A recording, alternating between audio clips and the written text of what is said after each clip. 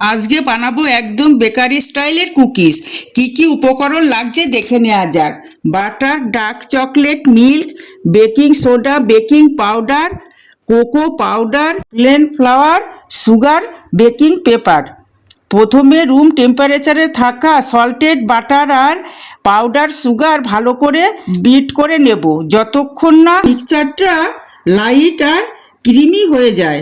এরপর এতে ময়দা, বেকিং পাউডার, বেকিং সোডা দিয়ে ভালো করে মিক্সড করে দুধ দিয়ে একটা সফট ডো বানিয়ে নেব। আজকে আমি টু টাইপসের কুকিজ বানাচ্ছি, একটা প্লেন কুকিজ এবং চকো মার্বেল কুকিজ।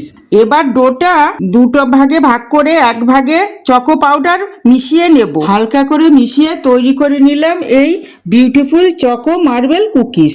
আর বাকি অর্ধেকটা ডো কুকিজ শেপ করে দিয়ে চকলেট চাঙ্ক দিয়ে দিলাম। এরপর 15-20 মিনিট ফ্রিজারে রেখে দেব। আর তারপর কুকিজগুলো একে একে মাইক্রো ওভেনে দিয়ে দিলাম 3 মিনিটের জন্যে। আর যদি আপনার কাছে মাইক্রো ওভেন না থাকে তাহলে কড়াইতে লবণ দিয়ে 10 মিনিট প্রিহিট করে বেকিং পেপার দিয়ে 17 থেকে 18 মিনিট বেক করে নেবেন। তৈরি হয়ে গেল একদম পারফেক্ট কুকিজ। বাইরে থেকে ক্রিস্পি, ভেতর থেকে সব বাটারি কুকিজ।